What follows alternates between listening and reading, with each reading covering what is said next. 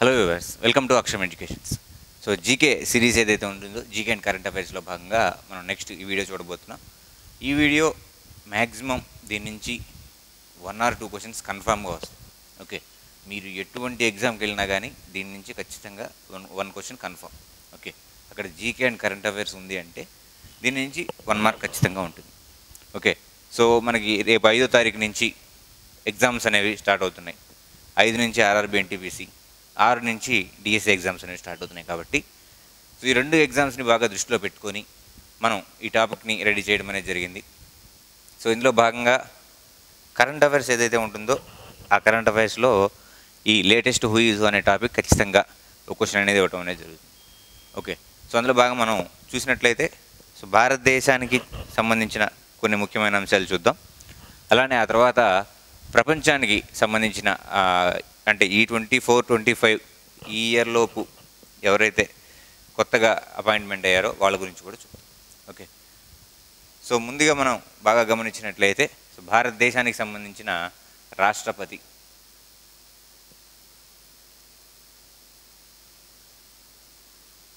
So ఈ particular topic ఏదైతే ఉంటుందో దీని మీద మల్టిపుల్ టైప్స్లో క్వశ్చన్స్ అనేవి అడగడం అనేది జరిగింది.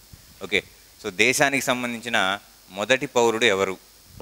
ఓకే, క్వశ్చన్ ఇలా అడిగారు లాస్ట్ టైం ఏది మొన్న జరిగిన గ్రూప్ 2లో కూడా. సో దేశానికి సంబంధించిన మొదటి పౌరులు ఎవరు అనే దాని మీద క్వశ్చన్ అనేది అడగడం జరిగింది. అంటే 2-3 లైన్స్ ఇచ్చేసి వీటిలో సరైనవి ఎంచుకోండి అన్న దాంట్లో ఇవ్వడం అనేది జరిగింది. కానీ ఇక్కడ ఆర్ఆర్బీ అలానే డిఎస్సి ఎగ్జామ్స్లో క్వశ్చన్ అనేది స్ట్రైట్గా ఉంటుంది. 4 ఆప్షన్స్ క్లియర్గా ఉంటాయి. ఓకే, సో 1, 2, 3లు 1 లేదా 2 మాత్రమే రైట్ ఇలా ఏముండదు, స్ట్రైట్ క్వశ్చన్స్ అనేవి ఉంటాయి. సో భారత రాష్ట్రపతి గురించి మనం చూసినట్లయితే శ్రీ ద్రౌపది ముర్ము గారు.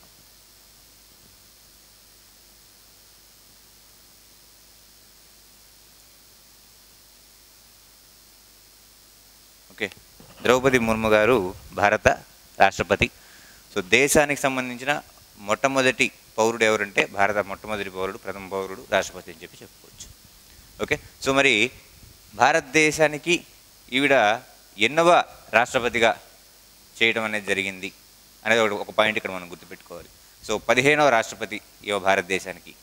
అలానే రాష్ట్రపతి కాకముందు అంటే ఏ సంవత్సరం రాష్ట్రపతి అయిందంటే 2022వ సంవత్సరంలో రాష్ట్రపతిగా ఈమె ఎలక్ట్ అయిందని చెప్పచ్చు.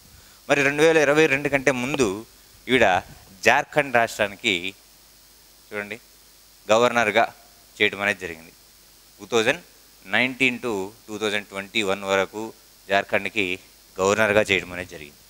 ఓకే, సో భారత రాష్ట్రపతి శ్రీ ద్రౌపది ముర్ము గారు ఈ ఒక పాయింట్ గుర్తుపెట్టుకోండి. రైట్, నెక్స్ట్ మనం చూసినట్లయితే ఉపరాష్ట్రపతి, వైస్ ప్రెసిడెంట్ అంటాం. మరి ఉపరాష్ట్రపతి ఎవరు భారతదేశానికి అంటే చూడండి జగదీప్ ధన్కడ్. ఓకే, సో భారతదేశ ఉపరాష్ట్రపతి మరియు Rajya Sabha chairman. Okay, Rajya Sabha chairman రెండు కూడా జగదీప్ ధన్కర్ గారే అని చెప్పి చెప్పుకోవచ్చు. ఓకే, మరి ఇక్కడ ఈ జగదీప్ ధన్కర్ గారు కూడా మనకి 15వ ఉపరాష్ట్రపతి అని చెప్పచ్చండి. మరి ఈయన ఇంతకుముందు వెస్ట్ బెంగాల్ రాష్ట్రానికి గవర్నర్గా చేయడం అనేది జరిగింది. ఓకే, ఇక్కడ మనకు ఉపరాష్ట్రపతి కాకముందు వెస్ట్ బెంగాల్కి గవర్నర్గా చేయడం అనేది జరిగింది. ఈ 2 పాయింట్లు గుర్తుపెట్టుకోండి. నెక్స్ట్ భారత ప్రధాని మనందరికీ తెలిసిందే నరేంద్ర మోదీ గారు. సో ఈయనకి సంబంధించిన ఇప్పుడున్న రికార్డ్ ఏంటి అంటే 2వ లాంగెస్ట్ అంటే ఎక్కువ రోజులు పరిపాలన చేసినటువంటి ప్రధానమంత్రిగా ఇప్పుడు నరేంద్ర మోదీ గారు రికార్డు సృష్టించడం అనేది జరిగింది. ఓకే, సో మొట్టమొదటిగా ఎవరు అంటే జవహర్లాల్ నెహ్రూ గారు 16 సంవత్సరాలు భారతదేశానికి ప్రధానమంత్రిగా చేశారు. ఇప్పుడు నరేంద్ర మోదీ గారు 11 సంవత్సరాలు, సేమ్ 11 సంవత్సరాలు ఇందిరాగాంధీ గారు కూడా చేయడం జరిగిందని చెప్పి చెప్పుకోవచ్చు. ఓకే, మరి ఇక్కడ లాస్ట్ టైం అడిగిన క్వశ్చన్ చూడండి, ఏపీపీఎస్సి గ్రూప్ 3లో అడిగిన క్వశ్చన్. ఏపీపీఎస్సి గ్రూప్ 3లో అడిగిన క్వశ్చన్ ఏంటంటే భారత ప్రధాని నరేంద్ర మోదీ ఏ నియోజకవర్గం నుంచి ఎంపీగా గెలుపొందారు అనే క్వశ్చన్ అనేది అడగడం అనేది జరిగింది. ఓకే, సో చూడండి, వారణాసి నియోజకవర్గం నుంచి ఎంపీగా గెలుపొందడం అనేది జరిగింది. ఓకే, నెక్స్ట్ ఇక ప్రధాన అయిపోతే మరికొన్ని ముఖ్యమైన పదవులన్నీ ఉంటాయి, అంటే మంత్రివర్గంలోనే. అవి మీకు ఎలాగో నేను పీడిఎఫ్ ఇస్తాను కాబట్టి దాంట్లో ఇవ్వడం అనేది జరుగుతుంది. కొన్ని ముఖ్యమైన చూద్దాం. దాంట్లో హోమ్ మినిస్టర్ వచ్చేసరికి అమిత్ షా గారు. ఓకే, అలానే డిఫెన్స్ లేదా రక్షణ శాఖ సంబంధించిన మంత్రి వచ్చేసరికి మనకి రాజ్నాథ్ సింగ్. ఓకే, మరి విదేశీ వ్యవహారాలు, ఫారెన్ సంబంధించిన అఫైర్స్ ఏవైతే ఉంటాయో దానికి సంబంధించిన విదేశీ వ్యవహారాల మంత్రి ఎవరు అంటే జయశంకర్ గారు. సో ఈ 3 పేర్లు బాగా గుర్తుపెట్టుకోండి. రీసెంట్ టైమ్స్లో మనకి బాగా వినిపిస్తున్నాయి. ఎప్పుడైతే పెహల్గావ్ అటాక్ ఏదైతే జరిగిందో అప్పటి నుంచి మనం రెగ్యులర్గా ఈ పేర్లు రెగ్యులర్గా వింటున్నాం ఉన్నాం. ఓకే, ఈ పేర్లు కాకుండా మనం ఎక్స్ట్రాగా వినే ఇంకొక పేరు ఏంటంటే అజిత్ దోవల్. ఓకే, అజిత్ దోవల్ లేదా అజిత్ దోబాల్ అని కూడా ఈయన పిలుస్తూ ఉంటారు, ప్రొనౌన్సియేషన్. ఈయన నేషనల్ సెక్యూరిటీ ఏదైతే ఉంటుందో ఈ నేషనల్ సెక్యూరిటీ కౌన్సిల్కి, నేషనల్ సెక్యూరిటీ అడ్వైజర్ అండి ఈయన. సో భారతదేశానికి నేషనల్ సెక్యూరిటీ అడ్వైజర్ ఎవరంటే అజిత్ దోవల్. సో ఈ 3 పేర్లు అజిత్ దోవల్ గారి పేరు బాగా గుర్తుపెట్టుకోండి. రైట్, నెక్స్ట్ మన దేశంలో ముఖ్యంగా ఇంకా చూసుకున్నట్లయితే భారతదేశం యొక్క మరి ఇప్పుడు లోక్సభ ఏదైతే ఉంటుందో ఈ లోక్సభ యొక్క స్పీకర్ ఎవరు? ఓకే, లోక్సభ స్పీకర్ మరి ఓం బిర్లా లోక్సభ యొక్క స్పీకర్ అని చెప్పి రైట్. నెక్స్ట్ మనం చూసినట్లయితే సో ఇక్కడి నుంచి సో వీటి వరకు అందరికీ ఐడియా ఉంటుంది. సో ఇక్కడి నుంచి వచ్చే పేర్లు మీరు కొంచెం బాగా గుర్తుపెట్టుకోండి. ఒకసారి కాదు ఒక 2 సార్లు చూడండి. నేను పీడిఎఫ్ ఏదైతే ఇస్తానో ఆ పీడిఎఫ్ కూడా ఒక 2 సార్లు మీరు గమనించండి. సో దాంట్లో మీకు ఈ డేటా అంతా అవైలబుల్ ఉంటుంది. సో మరి ఇక్కడ సిఏజీ గురించి మల్టిపుల్ టైమ్స్ ఎగ్జామ్స్లో అడగడం అనేది జరిగింది. సిఏజీకి సంబంధించిన ఆర్టికల్ అడుగుతారు. సిఏజీ భారతదేశం యొక్క హోదాల ప్రకారం ఎన్నో స్థానంలో ఉంటారని అడగచ్చు. రైట్, ఆ తర్వాత సిఏజీ ఎవరైతే ఉన్నారో వీరిని నియమించేది ఎవరని అడుగుతారు. సో ఇక్కడ మనకి కరెంట్ అఫైర్స్ పరంగా మనకి ప్రస్తుత భారత సిఏజీ అంటే కంట్రోలర్ అండ్ ఆడిటర్ జనరల్ ఎవరైతే ఉన్నారో ఆయన గురించి మనం చూద్దాం. మరి CAG of India K Sanjay Murthy. CAG of India K Sanjay Murthy. Right, next మనం చూసినట్లయితే యూపీఎస్సీ చైర్మన్. సో రీసెంట్గానే చేంజ్ అవ్వడం అనేది జరిగింది యూపీఎస్సీ చైర్మన్. మరి ఇంతకుముందు అంటే మనకి మే 15వ తారీఖే ఈ యూపీఎస్సీ చైర్మన్ అనేది చేంజ్ అవ్వడం అనేది జరిగింది. వీరు ఇంతకుముందు ప్రీతి సూదన్ ఉండేవారు. సో ప్రజెంట్ యూపీఎస్సీ చైర్మన్గా అజయ్ కుమార్ ఎలక్ట్ అవ్వడం అనేది జరిగింది. ఓకే, యూపీఎస్సీ చైర్మన్గా అజయ్ కుమార్ ఎలక్ట్ అవ్వడం అనేది జరిగింది. నెక్స్ట్ మనం చూసినట్లయితే ఇది కూడా ఇంపార్టెంట్ అండి, అటార్నీ జనరల్ ఆఫ్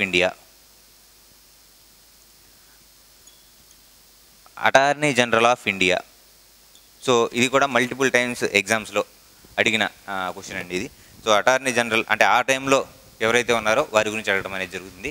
సో ఇప్పుడు అటార్నీ జనరల్ వచ్చేసరికి ఆర్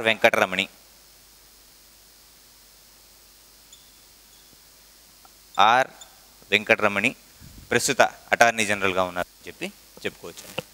రైట్, నెక్స్ట్ మనం చూసినట్లయితే ఇక మనకి సంబంధించి ఎగ్జామ్స్లో ఎక్కువగా అడిగే మరొక టాపిక్ ఈ కమిషన్స్ ఏవైతే ఉన్నాయో ఈ కమిషన్ చైర్మన్ల గురించి అడుగుతూ ఉంటారు. ఓకే, సో మనకి తెలిసిన కొన్ని కమిషన్స్ ఏవైతే ఉన్నాయో వాటికి సంబంధించిన చైర్మన్స్ అనేవి వన్ బై వన్ చూసుకుంటూ వద్దాం. ఓకే, సో మనం చూసినట్లయితే ఇక్కడ నేషనల్ హ్యూమన్ రైట్స్ కమిషన్.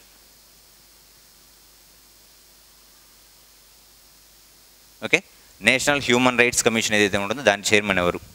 తర్వాత నేషనల్ బీసీ కమిషన్ చైర్మన్ ఎవరు? ఎస్సీ కమిషన్ చైర్మన్ ఎవరు? అలానే ఎస్టీ కమిషన్ చైర్మన్ ఎవరు? Okay, national BC, SC, ST. అలానే చూడండి ఇక్కడ మైనారిటీ కమిషన్ చైర్మన్ ఎవరు? నెక్స్ట్ మహిళా కమిషన్ చైర్మన్ ఎవరు? వీటిలోంచి క్వశ్చన్ ఒకటి ఖచ్చితంగా పడుతుందండి. ఓకే, సో ఇక్కడ ఎగ్జామ్ అనేది మల్టిపుల్ సెట్స్లో జరుగుతుంది కాబట్టి వీటి నుంచి ఖచ్చితంగా ఒక క్వశ్చన్ అనేది ఖచ్చితంగా తప్పకుండా పడుతుంది. అలానే Lokpal of India,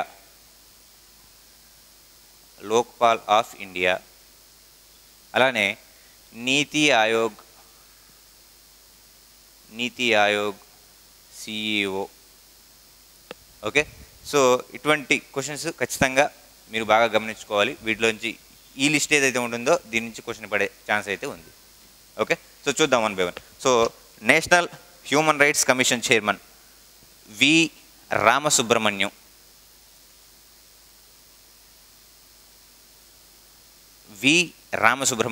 national human rights commission chairman అని చెప్పి చెప్పుకోవచ్చు. మరి బీసీ కమిషన్ చైర్మన్ ఎవరు అంటే Hansraj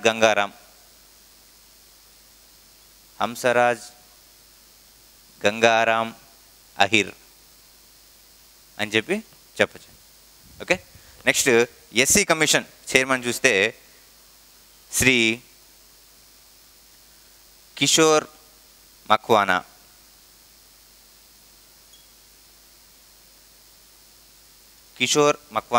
SC commission chairman. So present SC commission chairman Kishore Makwana. Next ST commission chairman అయితే అంటార్ సింగ్ ఆర్య.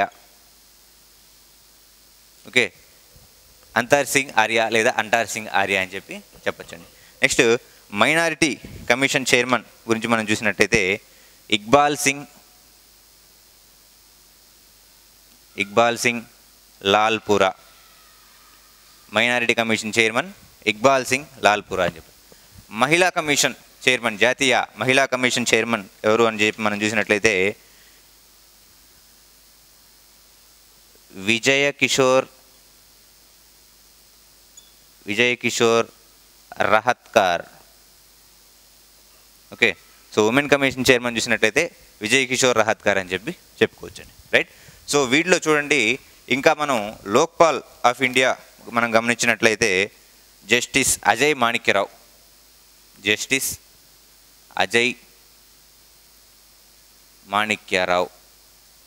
నెక్స్ట్ మనకి ఇక్కడ ఇది లోక్పాల్ అండి. నీతి ఆయోగ్ సిఇఓ మనం గమనించినట్లయితే BVR Subrahmanyam.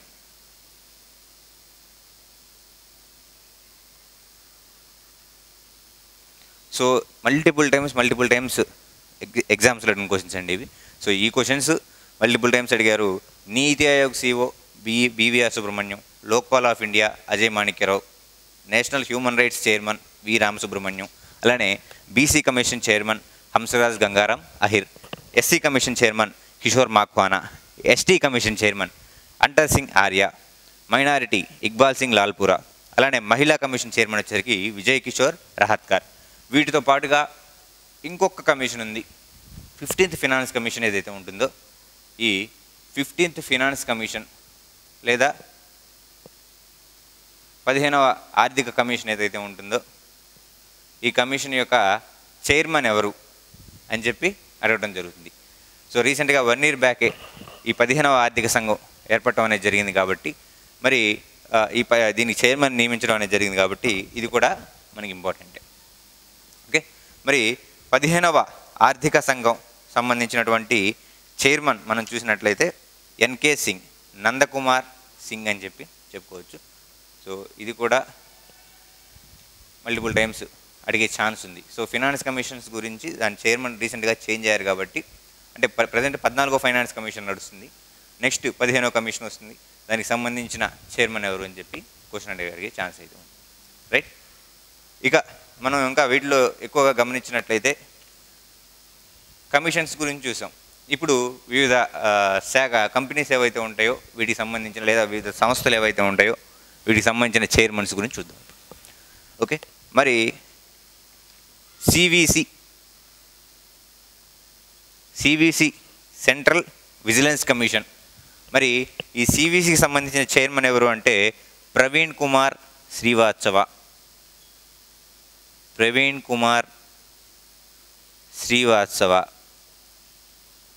CVC chairman. Next మనం చూసినట్లయితే ఒక వరుసగా చూద్దాం. చూడండి, department of space. Okay, so డిఓఎస్ని డిపార్ట్మెంట్ ఆఫ్ స్పేస్ అంటాము. అలానే ఇస్రో మనకు తెలిసిందే.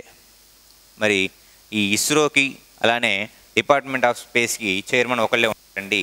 మరి ఇస్రో చైర్మన్ లేదా డిఓఎస్ చైర్మన్ ఎవరైతే ఉన్నారో వారి గురించి చూసినట్లయితే వి నారాయణన్.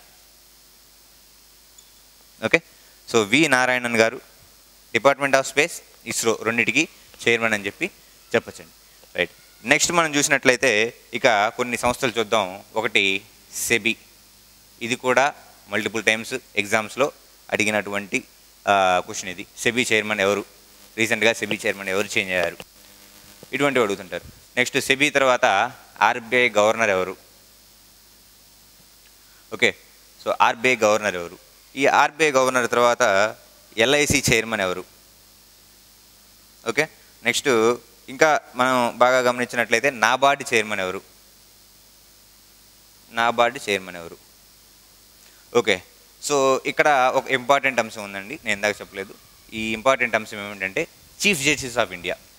రీసెంట్గా chief justice of India change అవ్వడం అనేది జరిగింది. Okay, justice BR Gavai. Okay, justice BR Gavai ఈయన 52వ చీఫ్ జస్టిస్ ఆఫ్ ఇండియాగా నియమితులయ్యారు. ఈ 52వ చీఫ్ జస్టిస్గా ఎవరైతే ఉన్నారో ఈయన ఈ సంవత్సరం నవంబర్ వరకు మాత్రమే ఈయన చీఫ్ జస్టిస్ ఆఫ్ ఇండియాగా ఉండడం అనేది జరుగుతుంది. Okay, so chief justice of ఇండియాగా జస్టిస్ బిఆర్ గవాయ్. నెక్స్ట్ ఇంకా మనం చూసుకున్నట్టయితే ఎలక్షన్ కమిషన్ అంటాం, ఈసీఐ. ఓకే, మరి ఎలక్షన్ కమిషన్ ఆఫ్ ఇండియా ఏదైతే ఉంటుందో దీనికి సంబంధించి చైర్మన్ మొన్న ఫిబ్రవరిలో చేంజ్ అవ్వడం అనేది జరిగింది. మరి ఎలక్షన్ కమిషన్ యొక్క చైర్మన్ ఎవరు అంటే Gyanesh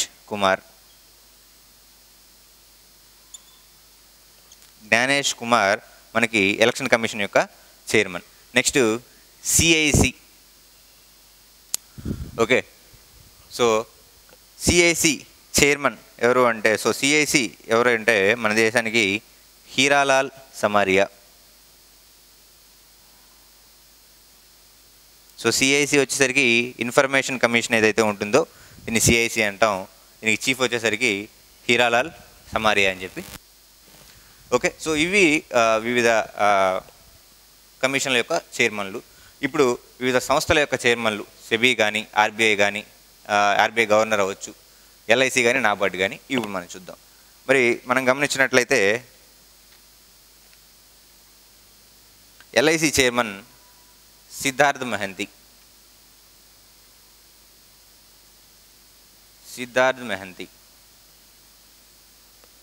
next NABARD chairman Shaji KV. Okay, NABARD chairman వచ్చేసరికి Shaji KV. Next RBI governor Sanjay Malhotra. ఇది ఒకటి బాగా గుర్తుపెట్టుకోండి, ఇంపార్టెంట్ ఇది. Sanjay Malhotra RBI chairman. Okay, next SEBI chairman. ఇది కూడా ఇంపార్టెంట్, మల్టిపుల్ టైమ్స్ ఎగ్జామ్స్లో అడగడం అనేది జరిగింది.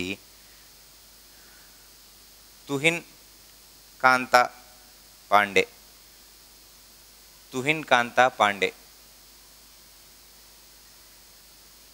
ఓకే, సో ఈయన సెబీ చైర్మన్ అని చెప్పచ్చు. సో లేటెస్ట్గా వివిధ అంశాలని ఇక్కడ మనం డిస్కస్ చేయడం అనేది జరిగింది. ఇక మనకి ఈ వీడియోలో మిగిలిన అంశాలు ఏ ఉన్నాయా అంటే ఒకసారి చెప్తా చూడండి. ఈ వీడియోలో మనకి భారతదేశం యొక్క ఆర్మీ చీఫ్ ఎవరు, నెక్స్ట్ నేవీ చీఫ్ ఎవరు, నెక్స్ట్ ఎయిర్ ఫోర్స్ చీఫ్ ఎవరు భారతదేశానికి. ఈ 3 అంశాలని గుర్తుపెట్టుకోండి. ఈ 3 అంశాల తర్వాత వీటన్నిటి కలిపి త్రివిధ దళాలకి ఒక అధిపతి ఉంటాడు, CDS. Okay, so CDS combined defence staff ఏదైతే ఉంటుందో దీనికి సంబంధించిన హెడ్ ఉంటారు. అవి కూడా ఇప్పుడు మనం చూద్దాం. చూడండి ఒకసారి ఇక్కడ ఆర్మీ చూసినట్లయితే ఉపేంద్ర ద్వివేది. నెక్స్ట్ నేవీ దినేష్ కుమార్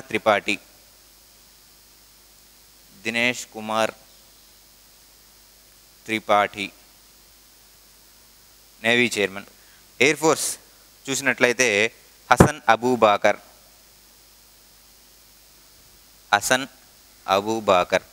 అలానే మనం ఇక్కడ సిడిఎస్ గమనించినట్టయితే అనిల్ చౌహాన్. ఓకే, సో ఇదండి మనకి ఇక్కడ బేసిక్గా రీసెంట్గా ఈ 1 year లోపు లేదా ఈ ఎగ్జామ్కి మనకి ఉపయోగపడే లేటెస్ట్ హూ ఈజ్ హూ అనే అంశాలు. ఇవి కాకుండా రీసెంట్గా ఎవరైతే ఎలక్ట్ అయ్యారో వివిధ దేశాలకు సంబంధించిన ప్రధానమంత్రులు కావచ్చు, అధ్యక్షులు కావచ్చు, ఎవరైతే ఎలక్ట్ అయ్యారో అవి మొత్తం నేను మీకు పీడిఎఫ్లో అందిస్తాను. అది కూడా ఒకసారి చూడండి.